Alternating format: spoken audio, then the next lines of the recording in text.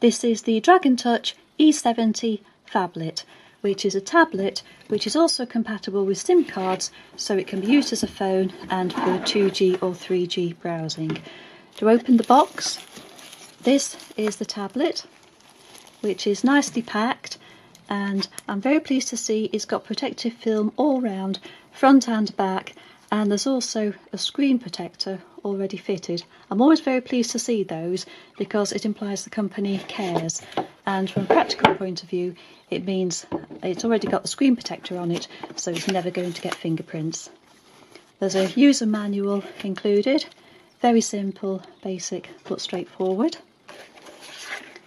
An offer to get a free case for it, and also, which is nice to see, particularly if you're not used to tablets and phablets, a contact point for both the USA and UK customers.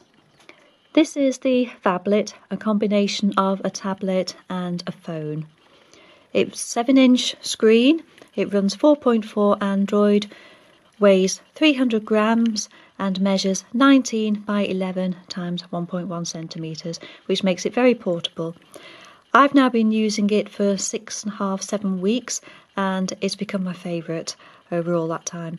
And I have used quite a lot of phablets and tablets in the past, but the reason I like this one is it has a nice feel, a good build quality with its aluminium back. It feels nice in the hand, it's smoothly finished, and it also has a very bright and quite vivid screen which you can see from all angles. I'll demonstrate the best I can without getting reflections on the screen, but it's also got very bright, very vivid colours, and it's very, very visible and very usable. A lot of the tablets, if you look at them at that angle, the colours drain, but on this one the colours are bright and vivid whatever angle you view it at, so I'm really impressed with this. This takes you to the apps, and there's quite a good range already installed. And to go through the facilities that this offers, it's a clock and an alarm clock. There's a calculator. Again, very, very clear display, very easy to use. Can't really fault that. This back arrow key will always take you back a screen. Just touch it gently and there you are, back on the home screen. There's a calendar app, and dates, meetings added on one device can automatically be synced with this. There's a to-do list. I haven't actually used that yet because I tend to use a calendar, so there's nothing added. There's a music player, but I have found that the speakers on this can be quite tinny really, because it's just a small speaker, and the better way to listen to music really is to plug in headphones where you get a better sound quality, or use the Bluetooth feature and pair it with a Bluetooth speaker. Alternatively, you could also plug in an external speaker into the headphone socket. That will give an improved audio quality and improved volume as well. It's not a criticism, it's something you expect really on all of these tablets with small speakers, and phones as well for that matter. There's a video player as well. You can adjust the volume up and down.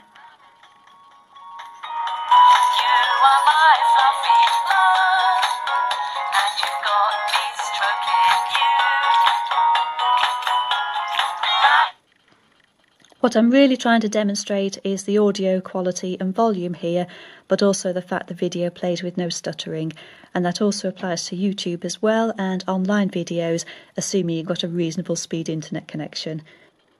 There's a photo viewer via the Gallery app, and you can now view any photos taken with the tablet, which we'll come to later, or photos taken with other cameras. And we'll just turn it over using the auto rotate, and then we can zoom into photos, zoom out, and you can see the resolution on that is pretty good. The colour's good as well. And of course the phablet can be used for internet browsing. So a quick look at today's news, for example, just purely as a demonstration. We can zoom in and out on the text. And the other observation is the display again is extremely clear and it's always very, very responsive. There is a link to the Play Store here, so you can download more apps to customise the tablet specifically to your own requirements. And of course this isn't just a tablet, but it's a phablet. You can remove this panel on the back and this opens up a port there for SIM cards, standard size and the tiny size, and there's also a port there to insert a micro SD card. Again, although the back's removable, it's not particularly flimsy and it's easy to remove and to replace, and it slots back into place quite firmly. It works well as a phone with good reception, a nice clear screen, speakerphone as well, of course, and the audio quality is good too. Another surprisingly good feature of this phablet is the camera. So far, on all the tablets and phablets that I've used so far, the cameras have been pretty ropey, to be blunt. They've been very poor, low budget cameras, but not here, not with this one. This one has autofocus, which gives a good, accurate focus. The colour balance is good, and it also has various settings as well. GPS tagging, you can change the settings, face detection, smile shot, HDR, you don't expect that on tablets, self-timer, and the video as well has several options, including time-lapse as well. Very unexpected for this level of camera. And the other benefits are, it's surprisingly good. You can see there that the focusing is pretty accurate and it's quite fast too. It also has a flash, which again you don't normally get on tablets and phone cameras. For demonstration purposes, this shot was taken at Dunnet Head, which is the northernmost point of the UK mainland, and you can see there the landscape isn't particularly brilliant, but this location stone with Thurso and the text is quite readable. Again, that's a landscape shot. I've noticed the camera on this isn't quite so good at landscapes, but close-ups and mid-range shots, it's quite impressive. Again, you can read all the text on that shot there with the Dunnet Head stone. Now, close-ups are where it really excels. You can see there on the flower, the colours are nice and bright and vivid. There's no purple fringing around the stone there. If we go back to that shot, you can see there the texture on that public footpath sign. You can make out the grain of the wood.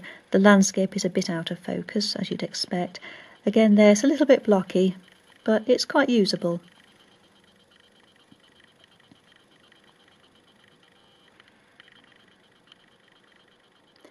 So I've been very, very impressed with this as a camera, and particularly as I'm quite keen on cameras myself. So anyone who's looking for a phablet with a usable camera, then I think they'd find it hard to beat this, especially for the price. For general use, I find it very portable. It's an easy side to hold. It's much easier than my 8-inch tablet, for example, and it will also fit in a pocket, or you can use just a little slipcase such as this one from Amazon Basics, which will give it good protection.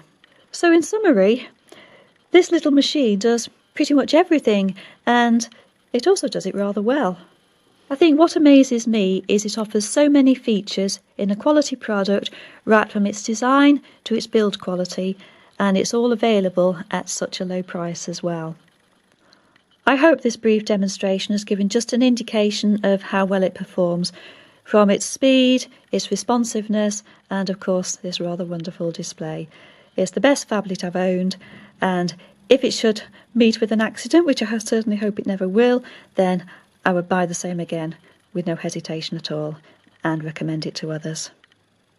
A really good buy and really nice to use as well.